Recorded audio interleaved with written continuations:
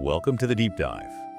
Today we're looking into heart health, but maybe not in the way you'd expect. We're moving past just strict diets or, really intense workouts. Yeah, we're focusing on something much more, well, manageable. Exactly.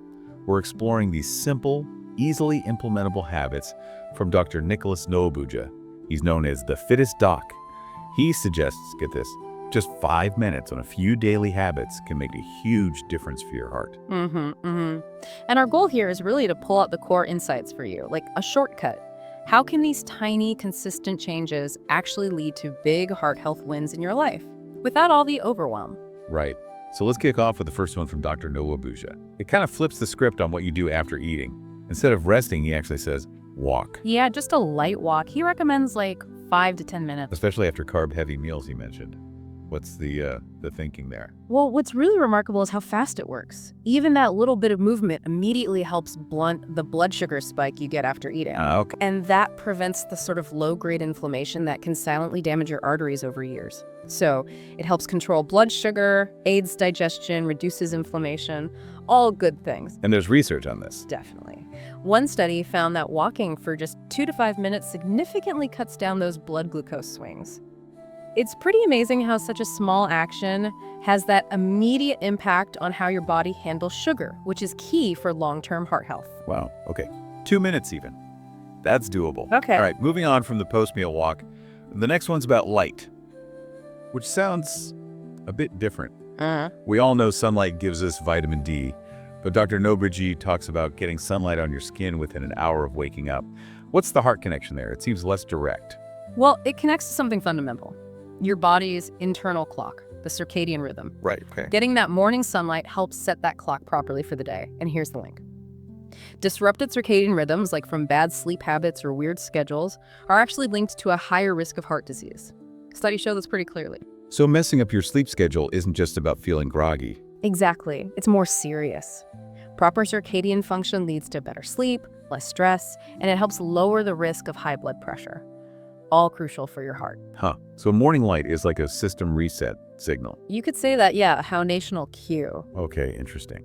Now, let's talk about the kitchen. Habit number 3, ditching plastic, especially with food. I mean, plastic containers, wrap, it's everywhere. So what's the actual danger? Is it really that significant? It is, and it's kind of a hidden environmental factor we don't always think about.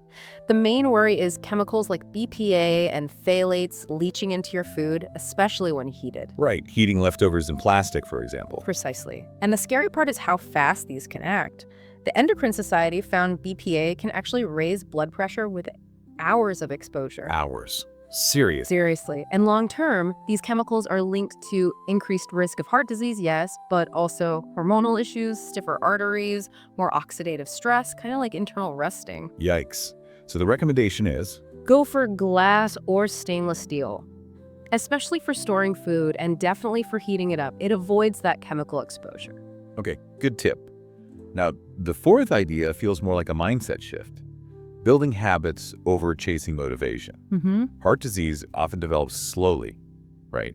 So he's saying prevention can too, through small steps. Absolutely. That's the core idea. Heart health isn't about some heroic effort you make once in a while. It's about consistency. Think about it like compounding interest, but for your health.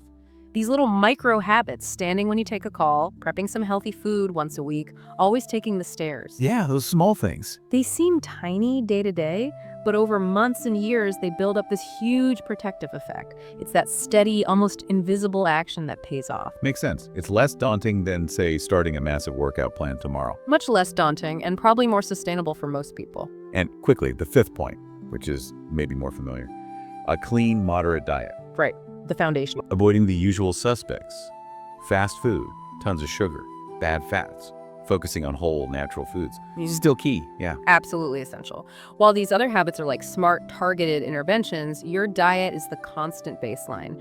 Choosing whole, unprocessed foods consistently fuels your body properly, reduces inflammation from the inside out, helps your blood vessels function well. It really underpins everything else we've talked about. Gotcha. So wrapping this up, we got 5 pretty simple ideas here.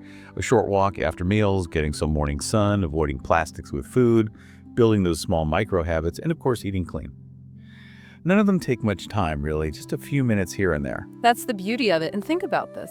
These small daily choices, the ones you might barely notice, they aren't just about making your day a tiny bit healthier. They could genuinely be adding healthy years to your life down the road. So maybe ask yourself, what's one tiny 5-minute habit you could actually start today that might just change your long-term wellness trajectory?